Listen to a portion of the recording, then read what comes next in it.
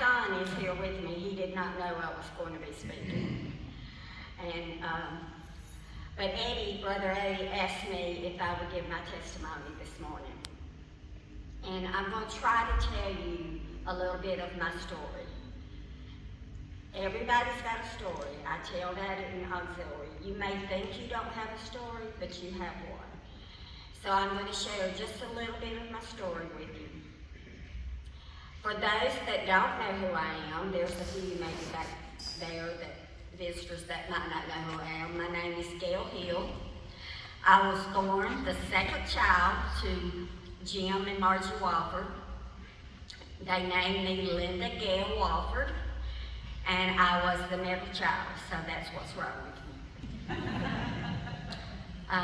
I was born in the sticks of Cowpens, somewhere in that, it was all country, you know.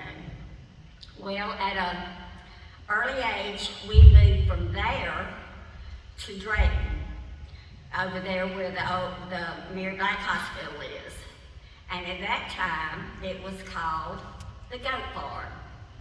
Now why, I have no idea. I never saw any goats anywhere, but that's what they called it.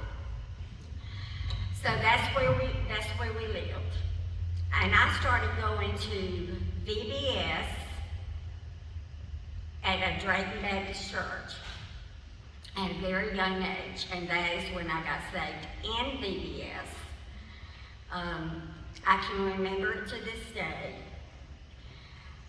And I think that's why VBS has always been so important to me and has such a special meaning to me. And I guess that's why I was the VBS director for over 30 years, because I feel like at that time it made such an impact on my life that as I got older, I wanted to be able to reach children. And I feel like that's why the Lord allowed me to be the director of VBS. There's a couple that stands out in my mind. Of course, they're no longer here. They're gone on to be with the Lord. It was Mr. and Mrs. Corbin. Peggy may know them. Do you remember Mr. and Mrs. Corbin from Drayton? Distantly related to Yeah. Well, they played an important part in my life at Drayton Baptist Church in VBS. And I think back, and you know, I was a young girl. Did I totally realize what happened? You know, probably not, because I didn't have an upbringing at that time, and didn't have a mentoring at that time. But I knew that something happened in my heart. I knew it without a shadow of a doubt. And that was, God had placed the desire in my heart to go to church and be a part of church. So I'm just thankful that I had that opportunity in VBS to do that. When I was 9 or 10 years old, we moved to Balsam Street in Fairview Heights, right off of Boundary Drive. Well, there was a little white block building across the bridge from Ike's Grill going towards Drayton. It was on the right-hand side of the road. And that was the Fairview Free Will Baptist Mission Church. Preacher Ralph Smith was the preacher there, the pastor there at that time. So when we moved to Fairview Heights, my sister and I, we started walking to the little block building church, the little mission church. So later on, the church was given some land on Boundary Drive to build a church. And I was glad, because that meant I didn't have to walk so far to church. So we started going to that church, and I went, and I loved that church. I loved the people. At that time, L.H. Clayton was the pastor, because Ralph Smith, he didn't stay that long at the new church. Now remember, I'm just a young girl doing all this on my own. So, and knowing that that's where I needed to be. So I love those church and those people there. I can remember it, I can think back. The church you look at now is not the church I went to. That's just an added on renovation. I went to the old part where you walked in the side door. For those that remember the old church, when you walked up the side, Vivian's office was there, but when we walked up the side, we walked right into the sanctuary. And the Sunday school classes was behind the podium. So I kept on, I attended that church, and I walked there every Sunday. And I remember my favorite Sunday school teacher as a young girl. Her name was Mrs. Dolores Blaine. I can remember all the people most of the people there, the Hayeses, the Sprouses, the Claytons, people that some of you might know some of them, but probably not. All these people are gone on to be with the Lord now. But I love that church. I love those people. I can remember Christmas plays that I was involved in there. I can remember all the activities that I was involved in. Once again, I say that because this is God dealing in my whole life or in my life at that time, because I used to direct all the Christmas plays, all the kids they're grown and gone now. Well, one's still here. I mean, he's here today. My son, he was in the Christmas plays, and all of our children that are grown up was in the Christmas plays and things. So I did that for many, many years also. And I hope, that's what I said, I hope that you can see where I'm trying to come from. I'm trying to show you that we need to reach our young people. Amen. We need to have things for our young people. And if we can, whether it be through VBS, whether it be through an outreach community, children need to be reached. If you reach the children first, then you can reach the parents. And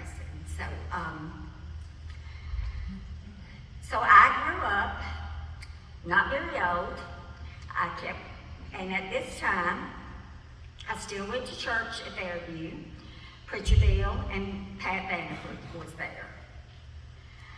But before, I'll backtrack a little bit. I married at a very young age. Became a young mother at a very young age. I was still going to church, but in my heart and my soul was turmoil and unrest. But I kept going to church. And that turmoil and unrest, I couldn't figure out what it was. I knew I was saved when I was a child, a young girl at Drayton Baptist Church in the VBS there. So, one Sunday morning, now you got to visualize the old church for those that can still remember it. This was after the new, we had the new sanctuary and everything. I was sitting on the third row back from the back. And y'all know I never sat at the back.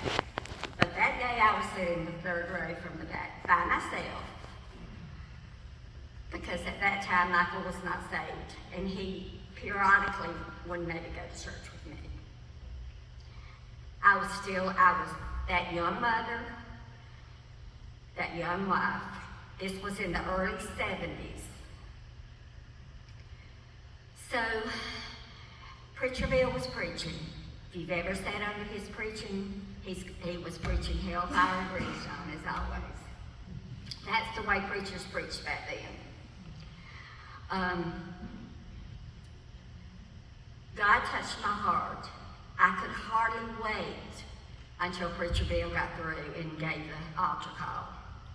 That Sunday, I went to the altar and I totally committed my heart my life and everything that I had to God. I gave him myself. I committed my kids to him. I committed Michael to him. Because that was all I really had. It's been said, a mother can only take, you can't take anything to heaven with you but your kids. Once again, we need to reach our children, our young children. So, I have tried my best to live for the Lord ever since. Have I stumbled? Yes, many, many, many, many times. Have I failed God? Yes, many times. But I'm so thankful that he's never failed me. Never, ever one time has he failed me. There's so much more to my story that I can tell you, but I want to tell you this. At one time, and I don't know how this came up, but I was just discussing it with Penny and Jean, but at one time, my whole family was at Fairview. My parents, my granny, my husband, after we got saved, my children, my brother and his family, my sister and her family, my nieces, my nephews. We were all worshiping the Lord together at Fairview. And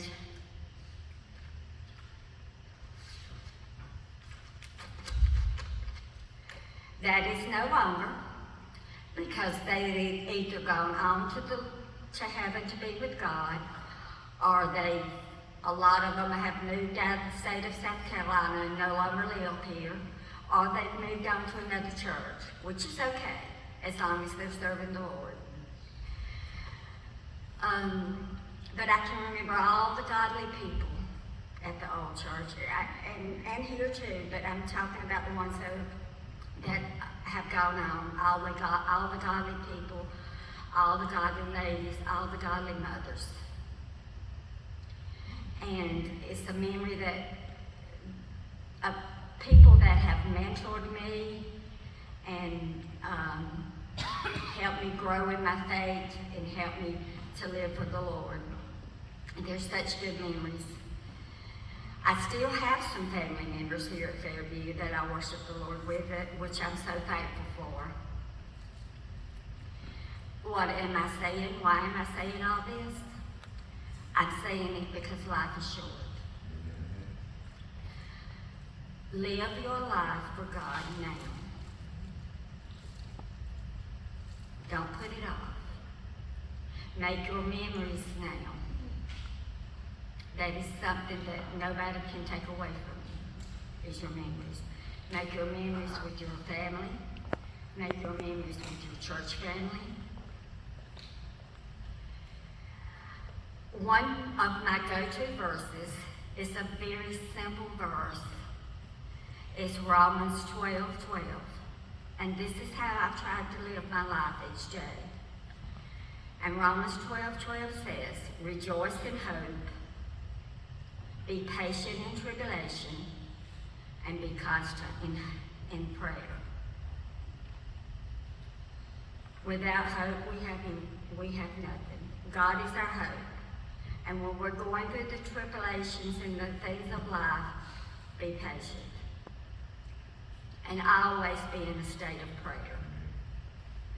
And that's how I try to live my life each day. I also want to say that I am so blessed to be the mother of my two children, Todd and Amy, and be the daughter of my mother, Margie Walford, and the nana to my grandchildren, Kate, Griffin, and Kevin. He's Kate's husband, so I'm his nana too. I want to tell you something that Preacher Bill used to say every service. Keep looking up, because Jesus may come today. I love each one of you. I love my church family. I've been here at Fairview since I was 10 years old. And I feel like I am so blessed and so privileged to be able to worship the Lord with the greatest people in the world. Amen. So keep looking up, because Jesus may come today. And happy Mother's Day to all the mothers. Amen. God bless you.